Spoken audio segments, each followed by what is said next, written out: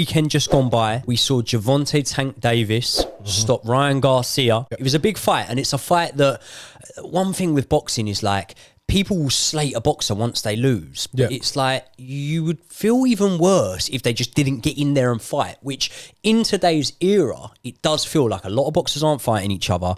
And in this little lightweight mix, albeit the fact Ryan Garcia's now said he's going out, they're looking like they're fighting each other. Devin Haney's fighting Lomachenko. Lomachenko fought Teofimo Lopez. Teofimo Lopez fought George Kambosos. Now we've seen Ryan Garcia fight Gervonta Tank Davis. There has to be a winner. There has to be a loser. What did you think of the fight? Well, just to go like by what you were saying there, I think you're bang right there. Nowadays, there's so much emphasis tagged on the zero. There are not many people that can achieve it. The only ones that spring to mind, Rocky Marciano, Floyd Mayweather, and Joe Calzaghe. It's a generational occurrence. It doesn't just happen all the time. If you want to go back to sort of like, you know, the boxing in the 70s and the 80s, the best got in with the best. Hagler Hearns and, you know, Sugar Ray Leonard and all those kind of guys, they got in there and they mixed it. Even when you look at like the UK scene, it was like Nigel Benn, Chris Eubank, Steve Collins. Forget about whoever loses, you can come back from a defeat. It's how you come back from that defeat, really.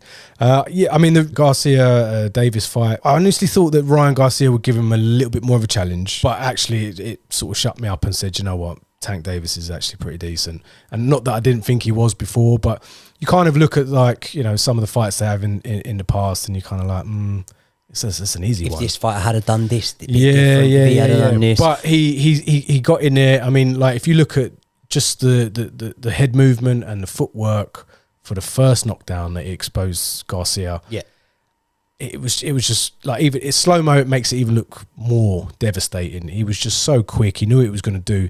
And actually, what it actually highlighted is that Ryan Garcia only had like a one-trick move. It was quite easy then to predict, and then that's why he got beaten. And which the perception before the fight was that was more Tank's game. And it was like, Tank's going to stalk him and look for that one shot.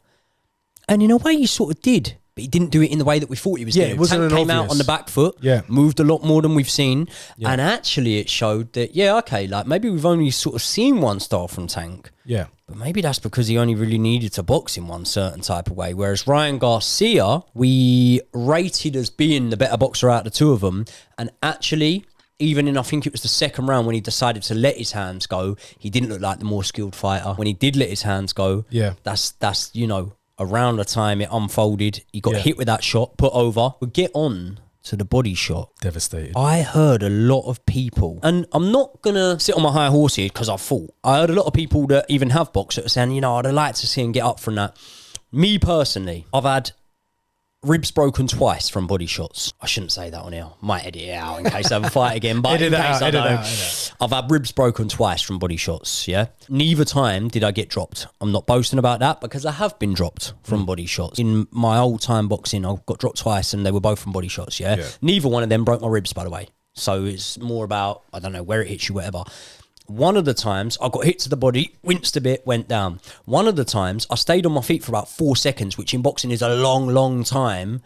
And then I went like Ryan Garcia did there. So I had a lot of sympathy that I could hold towards him there when people were digging him out and saying, you know, he chose to go down, whatever. I'm thinking, no, do you know what? It's not like a shot on the chin. Sometimes it is that delayed response. Yeah. And I think, again, those comments come from people. I mean, I have seen a couple of professionals that have actually said that he stayed down and didn't have the heart and all that, but we could come to that in a minute. But vast majority are your keyboard warrior who's never actually gone in the ring, or if they have, it's not been anything, you know.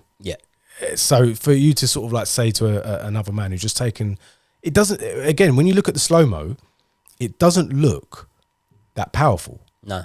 But it's where it lands. You know, you're hitting someone in the liver, in the kidney area, and it's like, again, if you get hit in the solar plexus and that, if you're not expecting it, that can render you out of commission for ages. Because I remember when I used to do like karate and stuff, I was doing a like karate competition, and like somebody caught me with a shot in my solar plexus, and I wasn't expecting it. I was already mid-shot, and it dropped me, and I couldn't get back up. I couldn't breathe.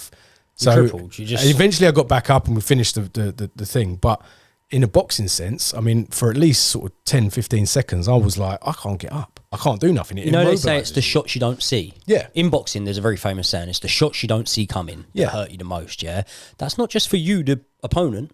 It's also for the crowd sometimes. Sometimes there's a shot for the crowd that the crowd don't really see like that. I remember I boxed a guy once.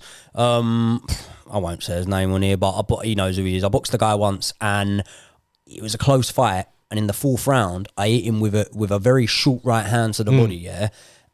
And they say about boxing, yeah, it's the most honest conversation that two men can have. It's the squared circle of truth. Yeah, like everything's found out. If you've undertrained, if you've made weight bad, if you're not mentally up for it, it'll get found out in that ring. Believe me, yeah, 100%. I remember I hit him. We were having a close fight, and it was coming down to that last round, you know. And I hit him in the 4th, and I hit him with a body shot, and me and him, everyone else is in the crowd, they can't hear nothing. Me and him can hear each other. We're flicking sweat off each other and whatever. And I heard him like that. And I remember looking and thinking, I've done ya, I've got ya. And I'm on him, and I'm on him. And to be fair, he come back with a flurry of shots, landed a few decent shots on me and whatever, reacted really well to it.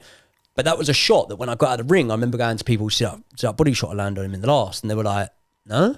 And I'm like, yeah, towards the end of the round, little right to the body, like nearly folded him in half. They're like, nah, no one see it. So what I'm saying is the shots you don't see coming sometimes, they're the ones that can do a bit of damage. As for Gervonta Davis, look, I made no secret, I didn't really want him to win. Nah.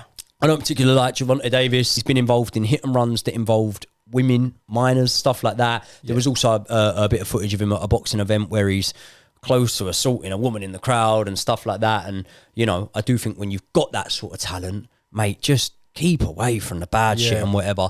But there's no doubt, I think, at the minute, he's the man in that division.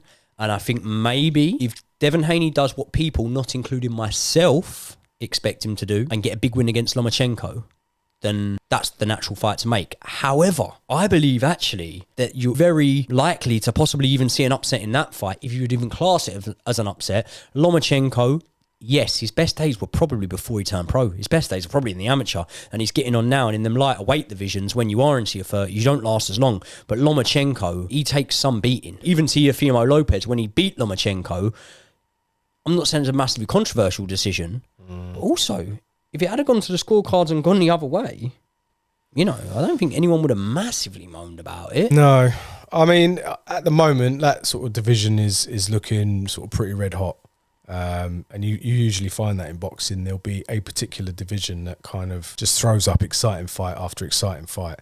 So at the moment, that's that weight class. That's what it's doing, because obviously at the moment the heavyweight scene's a bit dead. Middleweights again as well. It's not really sort of like popping. There's decent fighters. 5 years ago, it was a little bit more than 5 years ago. It was like welter and super middle, which is weird because back, say, like 90s sort of time, I don't think super middle was even like a weight division really. And not disregarding the heavier weight fighters, but also, you know, if you're, say, you know, your boys are at an age that you'd sit and watch a bit of boxing with him, good to sit and watch a bit of those lighter weight classes, the lightweight division with him, and you can go, look, these are things that, because with the heavyweights, obviously you've got skilled heavyweights, but it's not to the exact same level. No. As that is, whereas it's small margins at that level, which Ryan Garcia now knows all too well from, you know, Gervonta Davis rolling under that left hook and hitting him with that short left hand. Yeah. Now, Ryan Garcia, so he's going up to 140, which obviously has good fights from up there. There's Josh Taylor, Regis Prograis,